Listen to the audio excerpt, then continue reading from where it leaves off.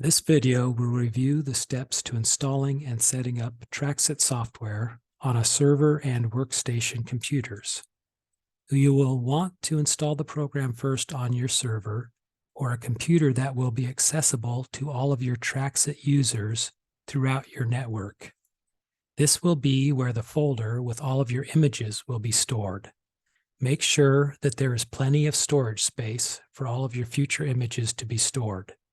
You will begin by downloading the installation program onto your server by clicking on the link sent to you by KSS Software Solutions. Once you get that link downloaded, like I have here, then you go ahead and double click on it, and then that will open up the installation program. The computer might ask you if you approve the changes that are going to be made. You, of course, hit yes. And then the setup is loading.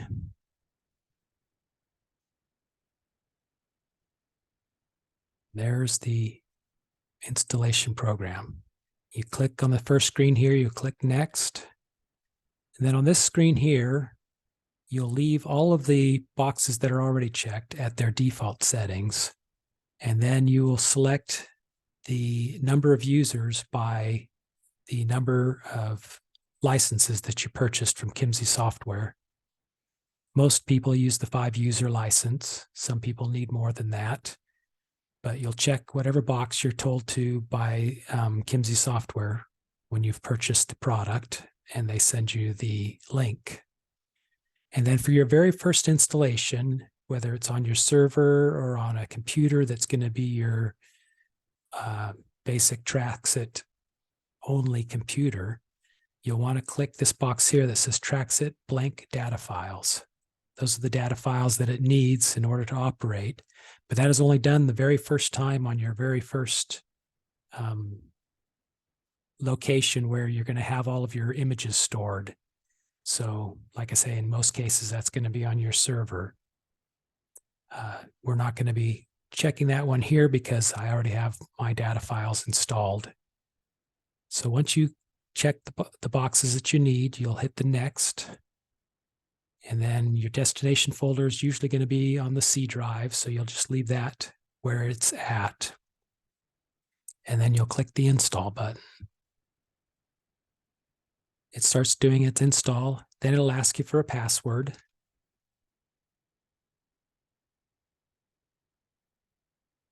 And this password will be given to you by KSS Software according to the number of licenses that you purchase. Once you enter that information in, then it'll go through and do the installation for you. And of course, how long this takes is determined by how fast your computer is and how much information it needs to put on there. It usually doesn't take too long.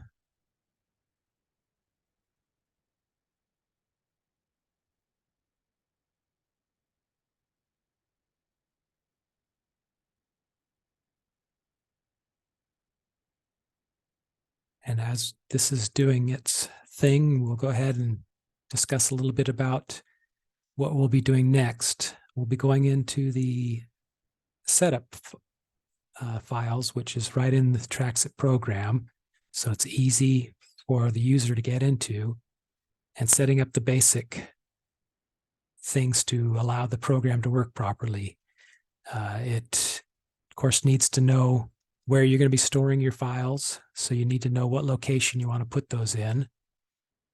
Have that location already set up by your IT people so that you can put that location in the setup for Trax-It.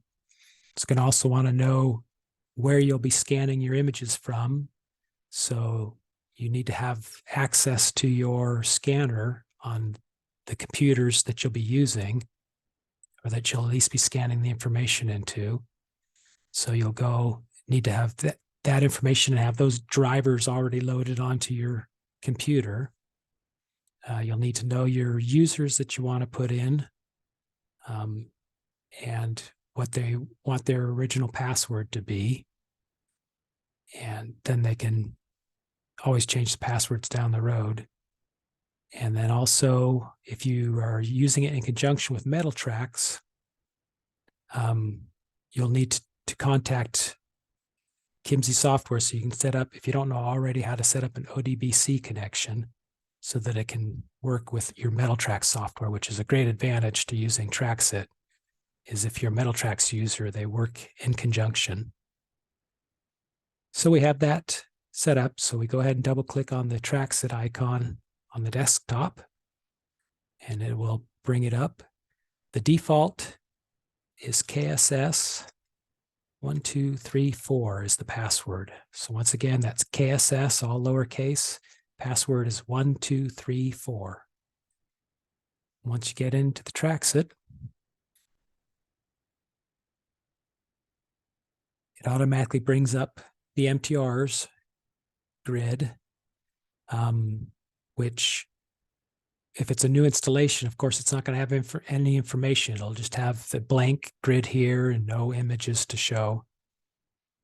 But in this case, I've already loaded this computer up with Trax-It before, so it does show it. We'll go ahead and close that out because we're going to be going here to this Settings tab. And all the things we're going to do is off of the Settings tab. So we just kind of go down. I like to go in order. So first of all, you set your image path. And here, enter the path name where the images will be stored. This should be, like I say, on your server. In some cases, you'll have it on just a networked computer if you don't have a server system, but most cases, you'll have it on your server system. So you'll have your network name and then the Trax-It files / images folder. That's automatically put in by Trax-It as this location. So if you need to change it, you can change it, but otherwise it's already set up as the C drive Trax-It files / images. Then also this here, you'll put in where your default path to look for new images will be. So if you store images onto your, as a batch file onto your computer first, and then you can go, that'll be where your Trax-It will look for those images. In this case, we can go ahead and browse. Like I say, I have the C drive Trax-It files folder, and then I'm going to have the batch folder here is where I'm going to put all of my new images. So I go ahead and say that. Of course, now it's showing the same thing there, but this is going to be the batch file folder.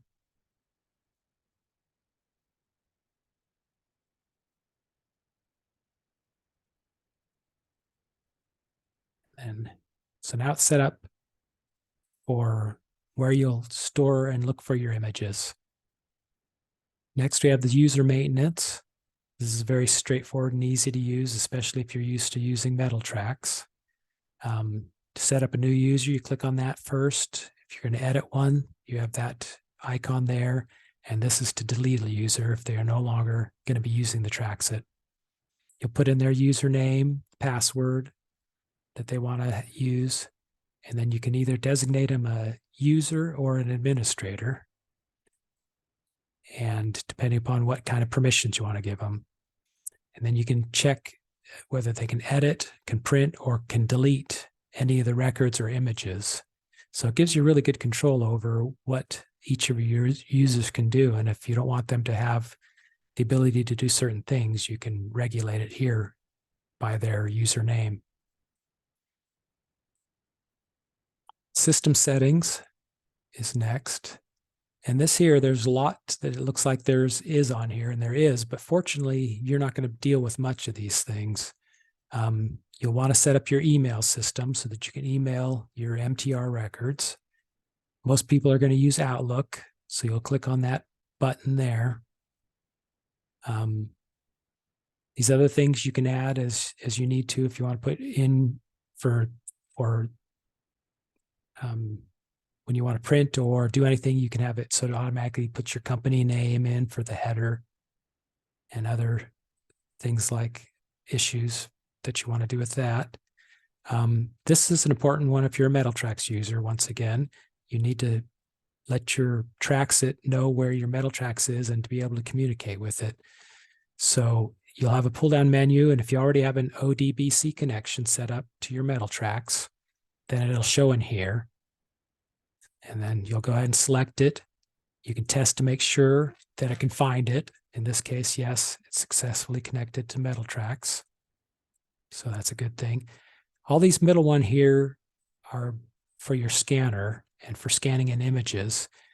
In most cases, you'll just leave those here at default. I wouldn't go in and mess with any of these or touch any of these here unless instructed to do so by Kimsey Software Tech, one of the technicians. If they tell you to go in here and change these to a certain way, then go ahead and do it. Otherwise, you could really mess things up if you try to change any of these ones in here. And then also the same with these ones over on the right side here. These are for email settings for certain different types of email systems. I would only go in and change those or adjust those if you're instructed to do so by one of our technical support personnel. So in this case, we'll just leave things the way we are here. You'll hit the save button on your way out. Make sure anything that you've changed will be saved. User-defined fields. Actually, let's go back in here and put in the MTRs so that I can show what we're talking about here. These user-defined fields are right here on your records in Trax-It. So you can see here, process is the first field. That's a user-defined field. Lot number is the second. And UDF3 here is the third one, which I haven't designated anything there, and that's why it doesn't say anything. So you can go ahead and put in whatever information you want those to store. You can check here if you want it to make it a required field or not. Of course, if it's a required field, then somebody has to put in the information in there before they can continue. Otherwise, it'll just say that you can't continue until you put in the designated information. This one down here is the A1 to 10 is right here. And that's, in this case, I'm using tag numbers, so I put that as my field, but you could call that something else if you wanted and have that, say, store that information in that section there. Not going to make any changes. So we move on to select source. This, of course, is where your scanner, the name of your scanner is. In this case, mine's a Brothers all-in-one scanner printer. So once you select that, then your Trax-It software knows where to get the images from and that you'll be scanning in through that scanner. Mill maintenance. Of course, we have mill and vendor in each of our records here. So these are all of your mills that you have entered. If you want to do a new one, you'd go ahead and put it in here. And you tell it, of course, right here's your icons, a new mill, edit the mills, delete a mill. So in this case, we have pen, steel as one of the mills. You can choose whether it's a domestic, foreign, or Canadian is the origin. And then, of course, you'd click on save to save it.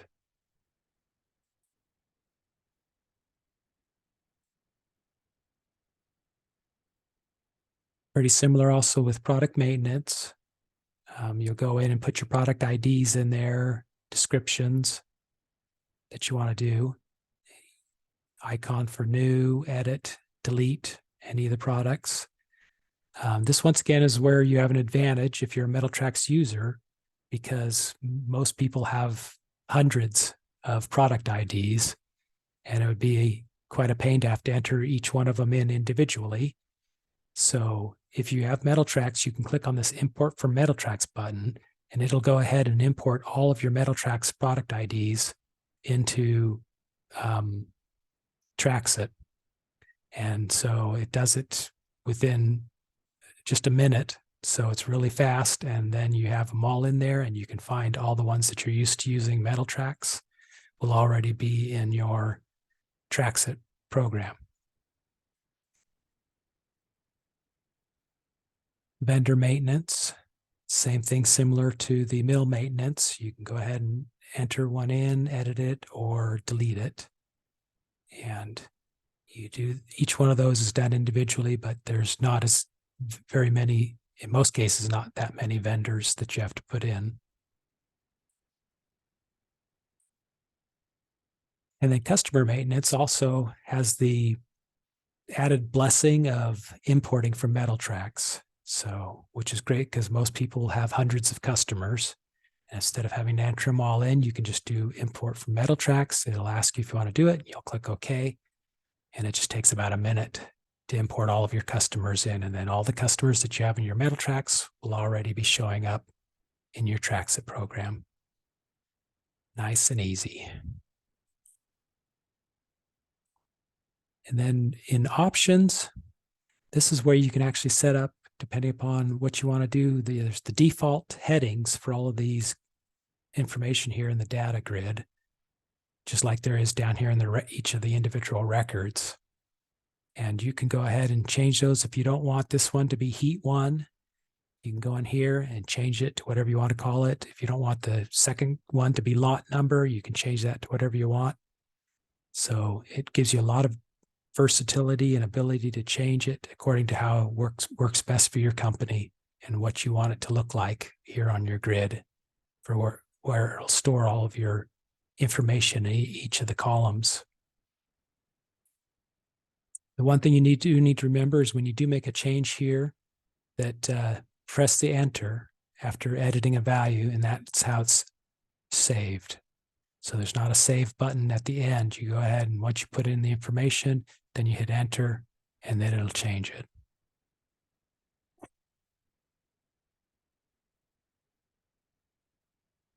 That gives you all the basics of setting up Trax-It on a new system and for each of your new users. So go ahead and now you have the ability to do that. If you have any additional questions or you need to know about things that were not discussed in here or any other things that questions you came up with while you're watching this video, please contact Kimsey Software Solution. Our number is area code 435-900-6777, which we're available here Monday through Fridays, 8 until 5 o'clock Mountain Time. Thank you for listening and watching this video, and good luck with your Trax-It.